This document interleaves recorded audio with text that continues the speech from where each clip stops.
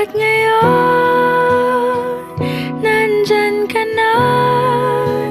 Di mapaliwanag ang nadarama.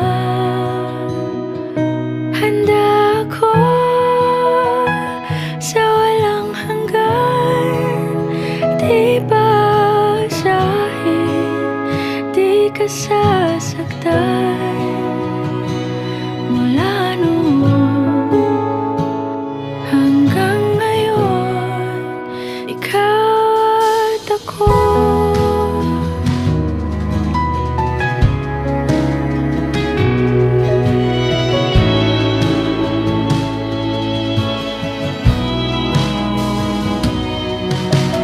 At sa wakas ay nahanap ko na rin